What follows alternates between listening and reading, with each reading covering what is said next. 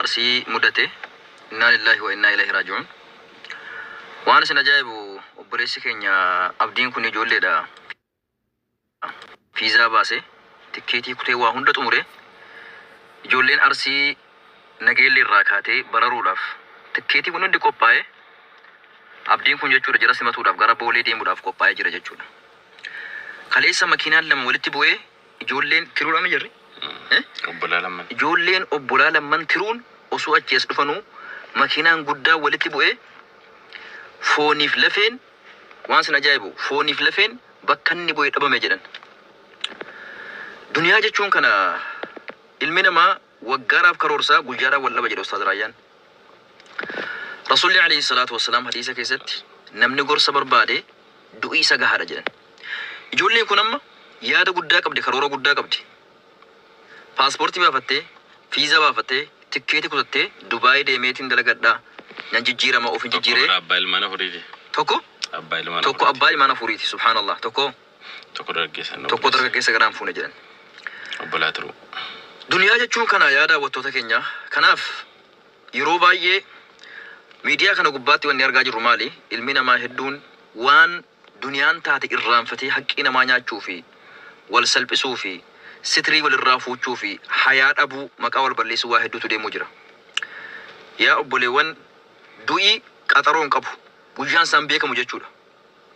Har'atee bortee namni beeku hin jiru. Wamaa tadrii nafsun bi'ayyi ardeen tamuut.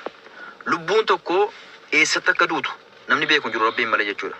Kanaaf toobaa toobannee gama rabbii deebinee wal zulmuu dhiifnee haqqii namaa isa fuunee jiru isa nyaannee jiru deebifnee akhiraaf qophaa'uun baay'ee barbaachisaadha. Rasuulli alayhi salaatu wassalaam namni muslima ta'e tokko jedhan waan dhaammatuu qabu silaa osoo hin dhaammatin haqqiin namaa yoo irra jiraate osoo barreessee gartee makaddaa tiraasii hammatee irra rafu jala osoo hin kaa'atin guyyaan tokko guyyaan lama irra darbuun gaarii miti jedhan. Namni idaa ofirraa qabu yookaan nama arrabse yookaan haqqii namaa nyaate yookaan waa dhaammachuu barbaade hin beekamu li'annahu du'a kanatu namaa hin galu jechuudha.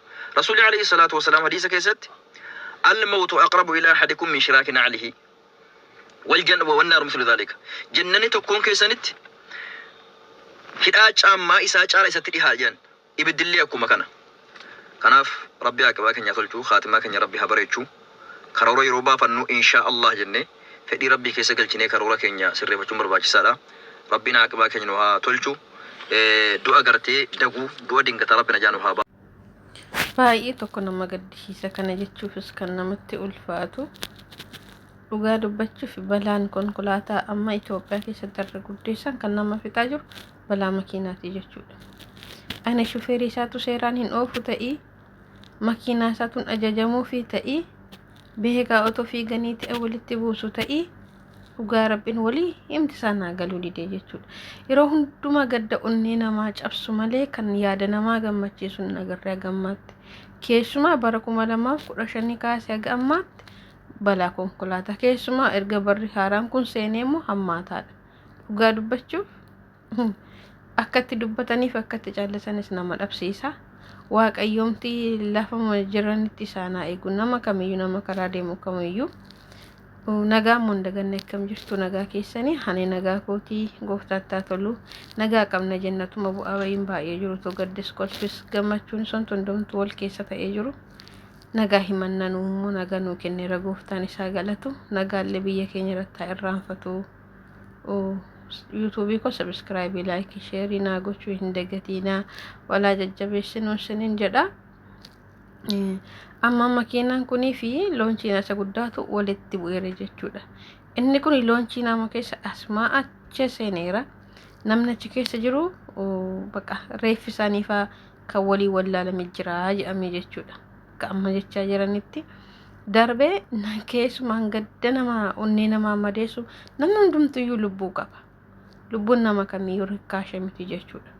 Ijoollee lama obbolaadha tokko abbaa ijoollee afurii jedhanii tokko immoo dargaggeessumaadhaan viizaa biyya kana dhufuudhaaf firii viizaa hojjechiifatanii biyya kanatti bararuudhaaf asii dhufaa jiru jedhan.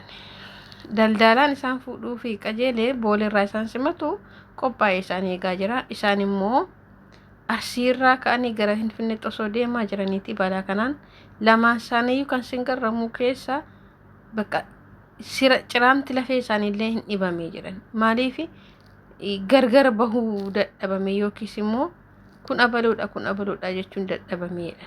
Kun egaa hin nyaannaa of jijjiirraa maatii keenya jijjiirraa hirkattummaa jalaa baana jedhanii osoo adeemaa jiranii lafa yaadanis hin geenye hawwiin isaanis karaatti fi lubbuun isaanis bahee jechuudha. Baay'ee nama gaddisiisa dhugaa rabbii.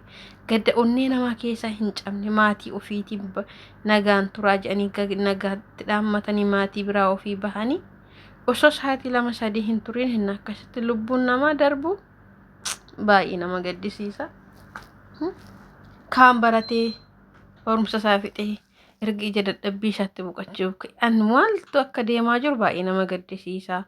Waaqayyoomti gidduu haa galuu in hundumaa danda'u. Hundumti keessanuu akka amantii keessanitti tsalootii godhaa. Bara hammaataa bara ulfaataa keessa jirra. Bara itti abbaan intala gudeedu, bara itti abbaan maanguddooni mucaa waggaa 7 deebi'ee gudeedu keessa jirra jechuudha. Barri kun bara abaaramaadha. Hojii makeenyatu immoo abaarsa nutti fide malee waaqni nutti hin dallanne jechuudha. Ofii lafaa ka'ee nutti hin dallanne. Hojii makeenyatu ba'aa fide, hojii makeenyatu gadda fide jechuudha. Viidiyoo asirratti argamu kana gaafa dhaggeeffattan qalbii namaa cabsa. Hambisaa fi abdiin waan isaan jedhan jechuudha. Maaliif abdiin suni ijoollee ammaa osoo asiin gahiin karaattee hafan fuudhuuf qophaa'aa jira jechuudha. Boolee Dubaayii keessa deemuudhaaf. Garuu isaan lubbuun isaanii darbee jira. Egaa akkatti bahan malee akkatti galan hin beekani.